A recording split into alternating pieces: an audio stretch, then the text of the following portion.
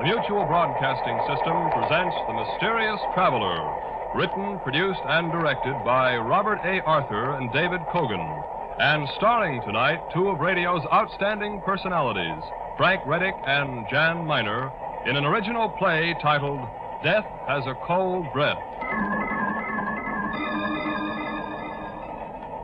This is the Mysterious Traveler, inviting you to join me on another journey into the realm of the strange and the terrifying. I hope you will enjoy the trip, that it will thrill you a little and chill you a little, as we discover that death has a cold breath.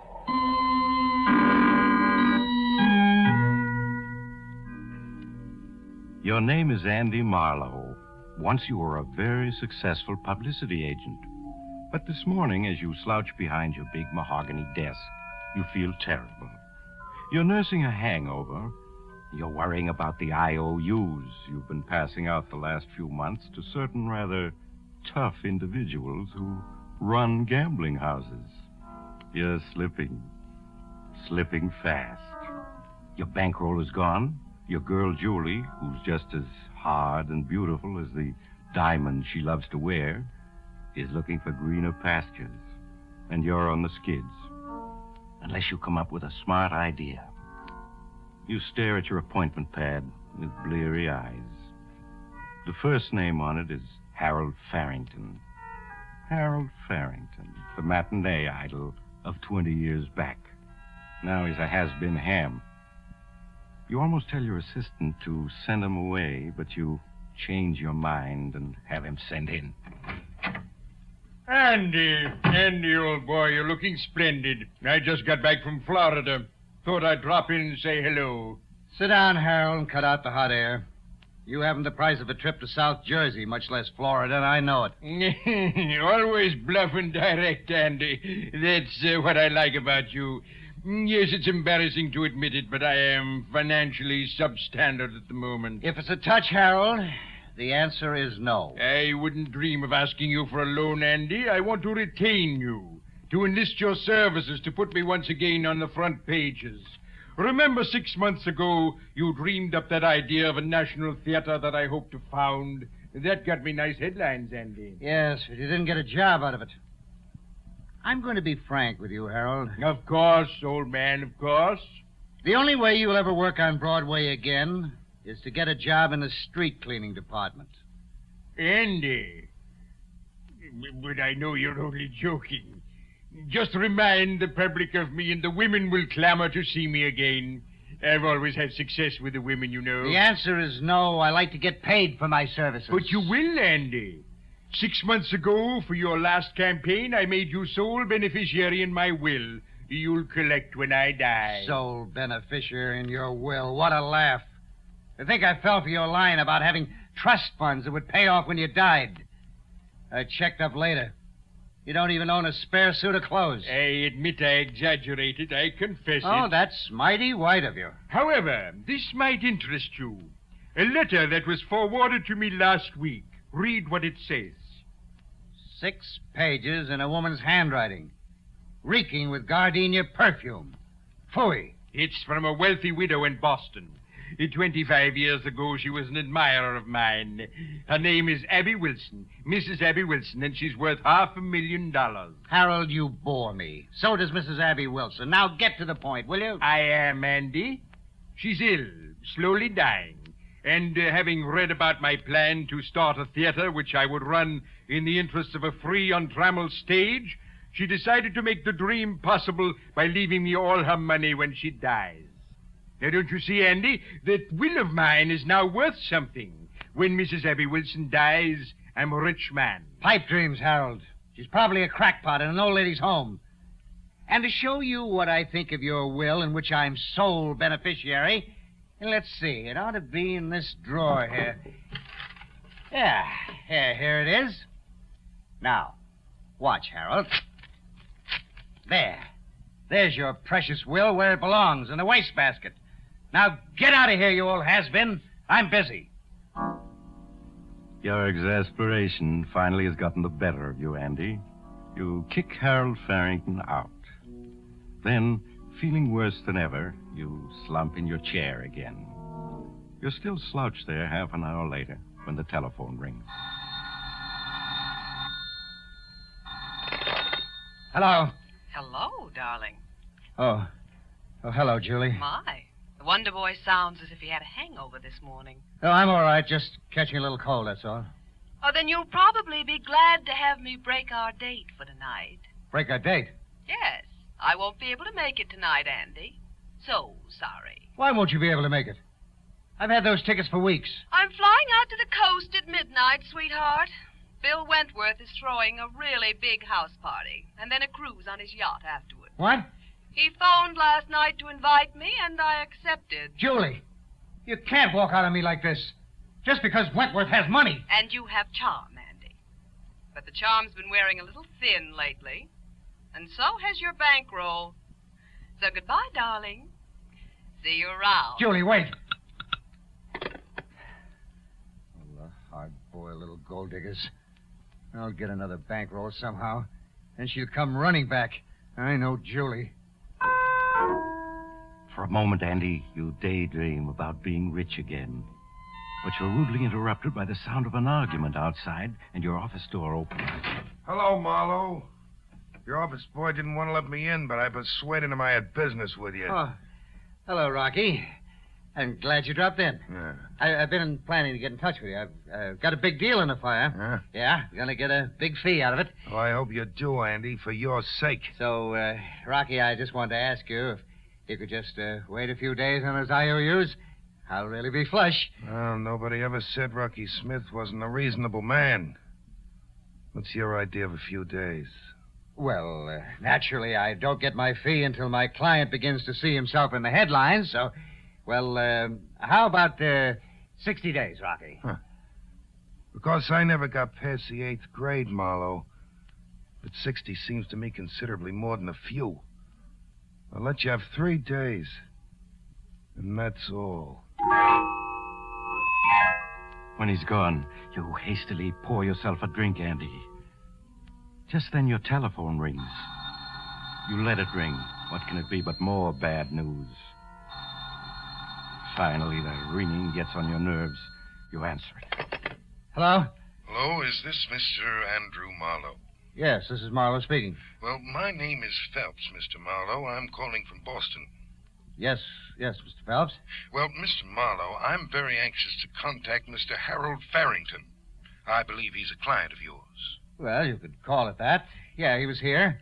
Left about half an hour ago. Oh, well, can you possibly locate him for me, Mr. Marlowe? It's rather important. You see, I represent the estate of the late Mrs. Abby Wilson. I'm anxious... Wait a minute. Did you say the estate of the late Mrs. Abby Wilson? Well, yes, Mr. Marlowe. Mrs. Wilson died day before yesterday. And it appears that her new will leaves everything she owns to Mr. Farrington. I believe she was once an admirer of his. Oh, yes. I know all about that, Mr. Phelps. I'll tell you, I'll locate Harold for you. You just leave it to me. Well, I'd certainly appreciate it, Mr. Marlowe. I'd like him here for the probating of the will. Of course, as soon as the news gets out... He goes on talking, but you're not listening, Andy. Your mind is working like lightning now. So that crazy story of Harold's about a rich widow leaving him everything was true. Like a fool, you tore up Harold's will, making you his heir. There must be some way to save the situation. Then it comes to you. The whole plan in one brilliant inspiration. You interrupt the lawyer. Oh, Mr. Phelps, excuse me, please, but... Yes, Mr. Marlowe? If you let me handle all the publicity, I can keep it dignified and still make it a valuable asset to Mr. Farrington's plan. Well, yes, I can understand that. Now, if you'll see to it that nobody else hears about this until you and me and Mr. Farrington can get together... Why, I think that can be managed, Mr. Marlowe. Good. Then I'm going to hang up now and find Farrington. And when I do, I'll phone you. So, goodbye for now, Mr. Phelps. You hang up and snatch that torn-up will from the wastebasket. Carefully, you paste the torn will together with Scotch tape. Then you set out to find Harold Farrington. You try his rooming house first. No, Mr. Farrington ain't in. I don't know where he is, and I don't care. Unless he comes back with the $35,000 rent he owes me. You might try Tim O'Sullivan's saloon round the corner. That's where he usually hangs out. You hurry to the corner saloon, but the actor's not there. Desperately perspiring in your anxiety, you try all the other local saloons. At last you find him, in a corner table in the cheapest bar of them all. You can see he's almost pie-eyed. Well, this is my good old friend Andy. Have a drink. It's not good liquor, but it's cheap. That's his great recommendation. It's cheap. Yes, I'm sorry, Harold. I can't drink now. I've hunted you up to apologize. I was only joking this morning. I am going to put on a campaign for you. I'm going to get your name in all the papers. Well, that's mighty fine, Andy. Calls for a celebration. Waiter, 2 more. You sit down, Andy, controlling your impatience. You bring out the damaged will and get Harold to initial each torn section. Then you tell him about your publicity scheme for him. He's to disappear, you explain, after threatening to kill himself. Threaten to kill myself, eh? To die, to sleep, perchance to dream. Aye, and there's the rub. For in that sleep of death, what dreams may come when we have shuffled off this mortal coil must give us pause. Shakespeare, Andy. All right, sounds like a good scheme. I'll cooperate. Your plan is working, Andy. Working beautifully. You get Harold Farrington into the phone booth. You phone Ross of the Daily Ledger, and Farrington talks to him. Hello, Ross. This is Harold Farrington. Just wanted to tell you I'm going to play a big role soon in The Tragedy of Man. I'm going to play the corpse. What am I talking about? I'm just trying to tell you, old boy, the time has come to ring down the curtain. Going to end the little drama of Harold Farrington.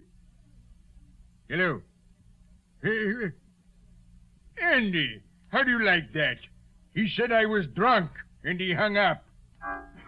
Yes, your scheme is working beautifully. You have Harold Farrington phone all the critics and tell them he's going to kill himself. But then Farrington collapses. Desperately, you realize you have to have help. You telephone Julie. You persuade her to bring her car and meet you. You show her the will. Tell her about Mrs. Abby Wilson. Surely, Julie, you understand. If this will is legal, I'll come at $500,000 soon. I understand that, darling. But just how are you going to collect? I mean, suppose dear Harold decides to stay alive and then changes his will. He won't. I mean, how long can he live drinking as he does? He's on his last legs. You mean you'll keep him supplied with free liquor until he obligingly drinks himself to death, Andy, dear? Yes, something like that. I haven't time to tell you the details now, but somebody has to get Harold to my cabin up in the woods and keep him hidden there. That's your job, Julie. Get him there, keep him there, and don't let anybody know he is there. Darling, for both our sakes, say you'll do it. Well, it means missing Bill Wentworth's party, but all right, I'll do it. Only, Andy, darling, this scheme of yours had better pay off. So that's taken care of. Julie starts off for your secluded cabin in the mountains with Harold Farrington. You promise to join her the following night. The next morning, you get busy on the phone, ostensibly trying to trace Farrington. Among others, you call your old friend, the theatrical critic, Paul Milton. Yes, Paul, I am worried about Harold Farrington. It's no gag. I know he called you yesterday and threatened to commit suicide, and I think he meant it. I'm really worried about him. Okay, I'll keep looking. See you soon, Paul. We'll have a drink together.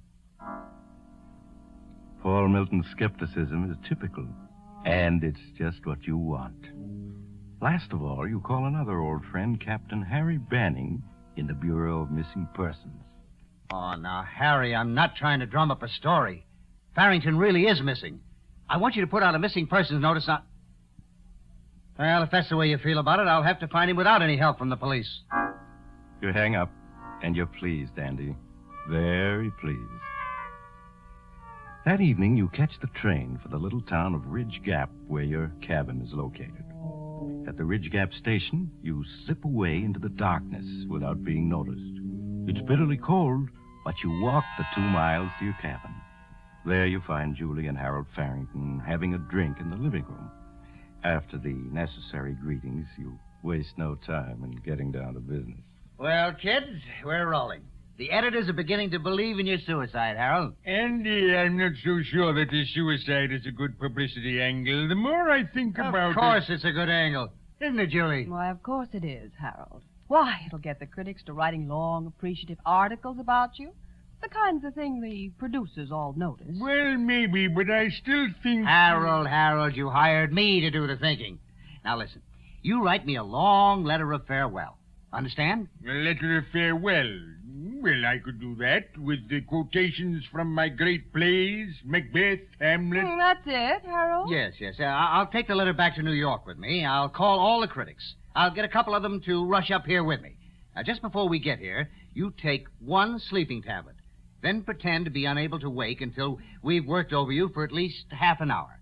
You got it? Yes, of course. I could do that. And look absolutely on the level. Tomorrow evening, your name will be headlines from coast to coast. Well, if you're sure, Andy. I'm positive. Now, sit down at my desk and start writing that suicide note. And be sure to apologize to me for using my cabin. You understand, Harold? You leave Harold Farrington busy writing the suicide letter. You take Julie into the next room to tell her the rest of your plan. And as soon as he finishes that letter, Harold's going to die. You understand that, don't you, Julie? Die? Andy, you didn't say anything about that when you sent me up here with him. I'm not going to have anything to do with murder. Harold will drink himself to death in another 6 months. What difference does it make if he goes now? It means $500,000 to us, me and you. It's perfectly safe. By now, half New York knows Harold was threatening to kill himself.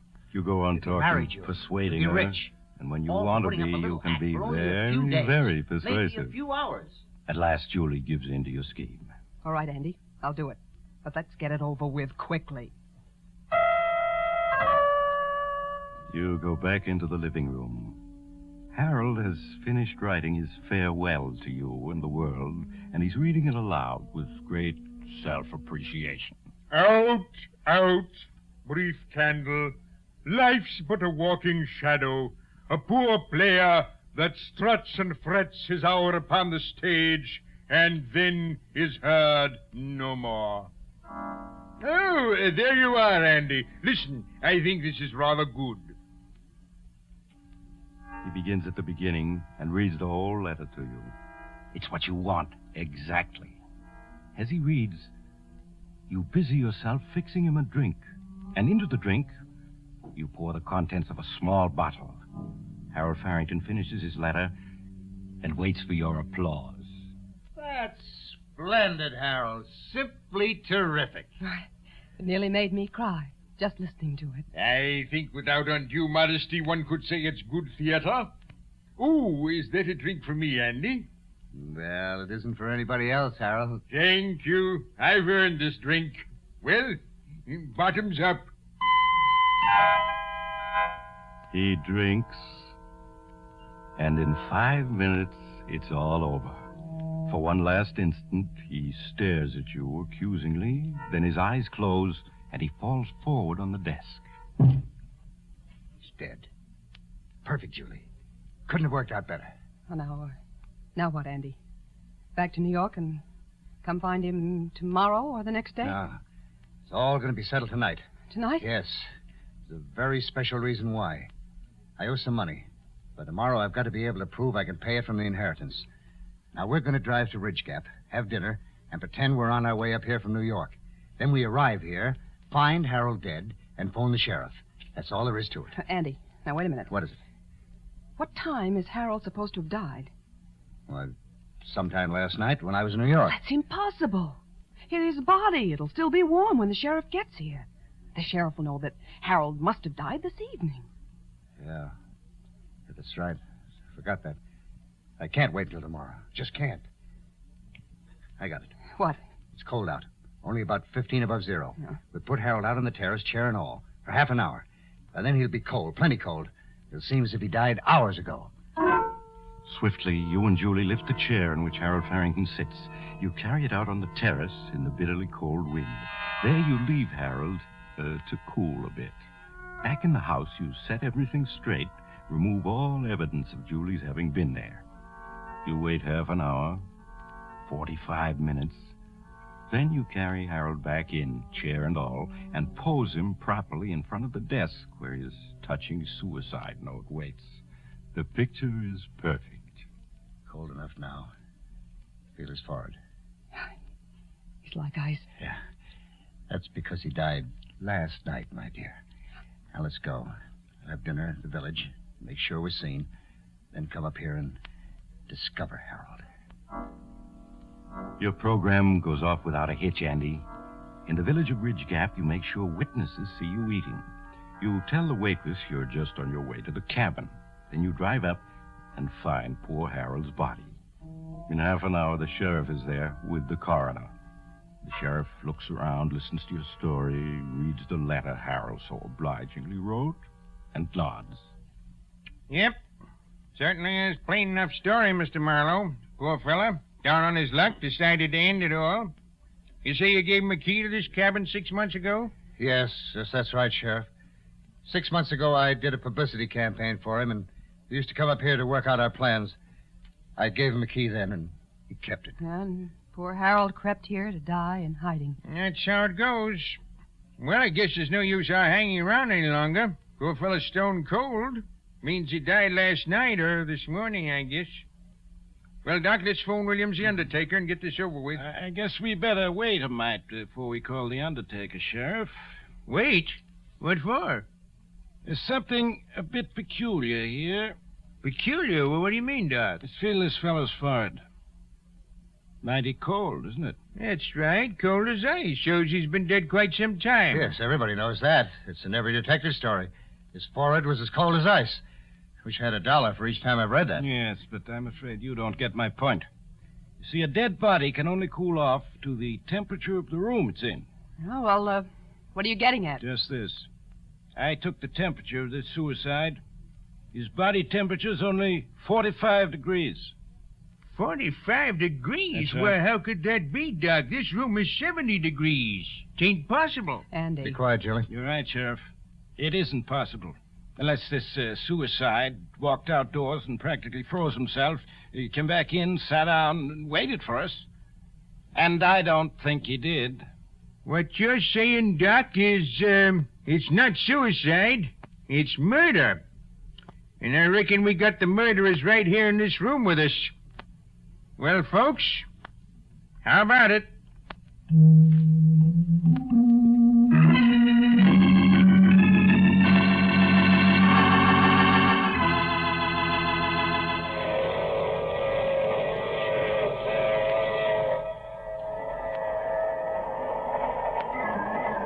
This is the mysterious traveler again. Dear me, it's a cold wind that blows nobody good, isn't it? Yes, Andy and Julie were persuaded to confess. It wasn't hard to get a confession, since each rushed in to blame the other. Such a clever scheme, too. Not a flaw in it.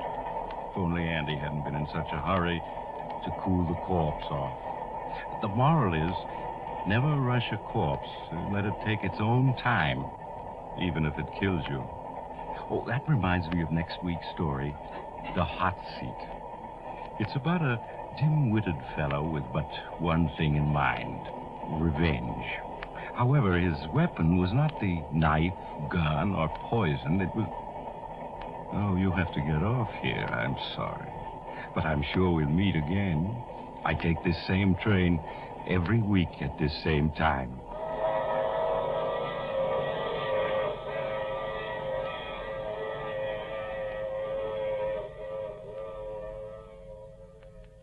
You have just heard The Mysterious Traveler, a series of dramas of the strange and terrifying. The role of the mysterious traveler is played by Maurice Tarplin. This is Jack Farron speaking. This is the Mutual Broadcasting System.